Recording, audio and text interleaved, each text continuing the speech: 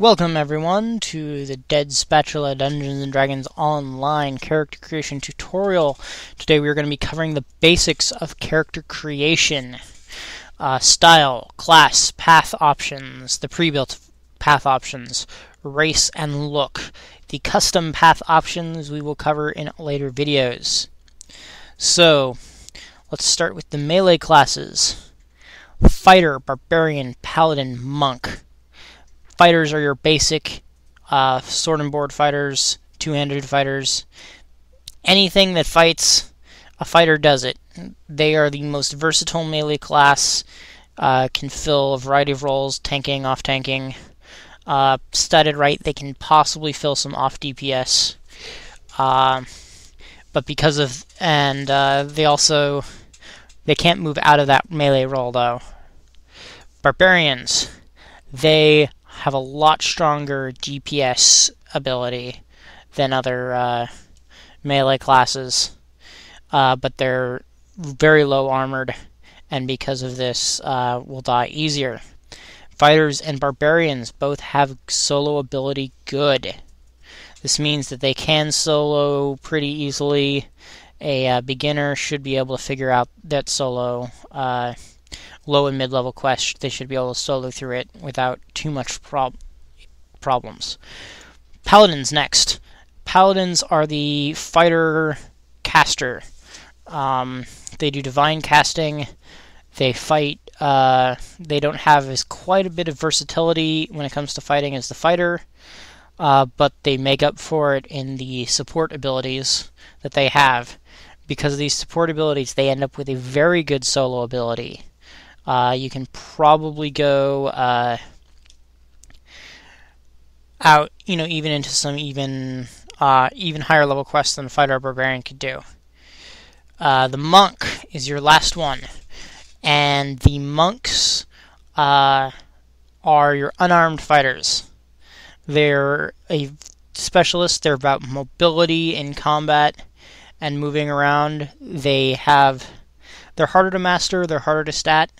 But if you get to them right, they're pretty amazing.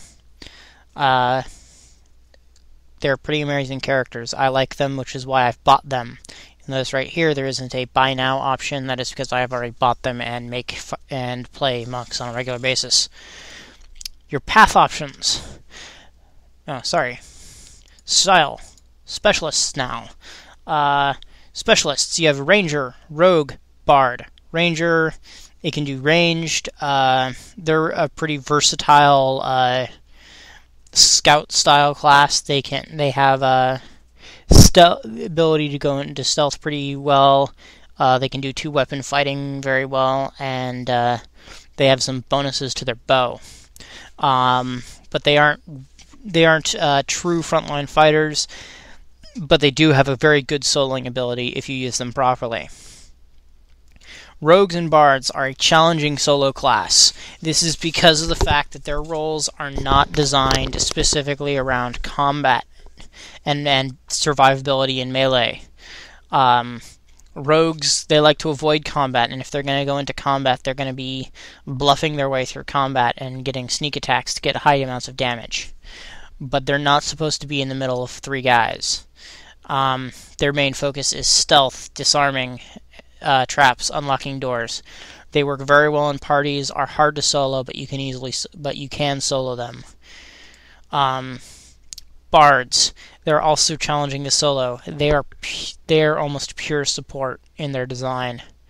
They buff the party, debuff the enemies, and are just not designed around solo play. But if you want to try to solo a bard, go right ahead. It will be difficult though. Your final option is the spellcasters. Sorcerer, wizard, favored soul. By the way, bards are arcane casters. The other arcane casters we have are sorcerers and wizards. Wizards have a larger variety of their spells. The sorcerers, however, can cast faster and more often, so that's kind of a trade-off there. Both of them are challenging solo ability because they don't have much in the way of armor or weapon proficiencies, which we'll get into later when we talk about custom path options. And so they're harder, so it's harder to play them. Clerics and favored souls, on the other hand, can wear armor. This is because of the fact that divine spellcasting does not take an armor check penalty. We'll get into that when we get into equipment. But because of that, clerics and favored souls cast their healing and supportive and destructive magics without any worry about the armor they're wearing. So they get to wear plate.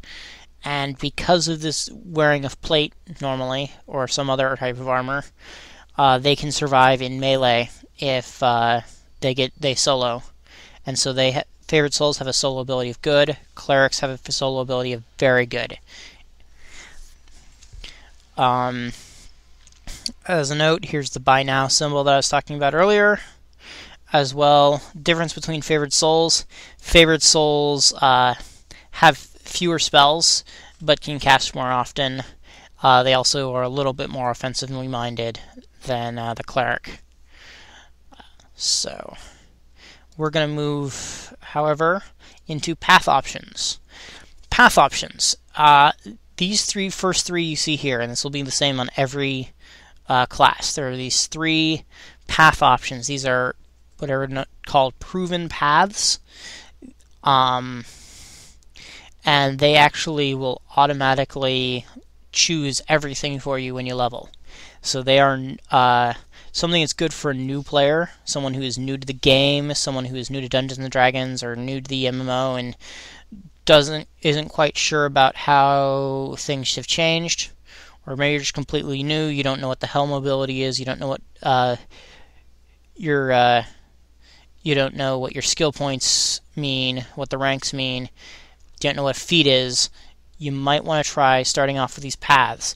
But because everything's chosen from you, if you don't like the way it's going when you start figuring out the system,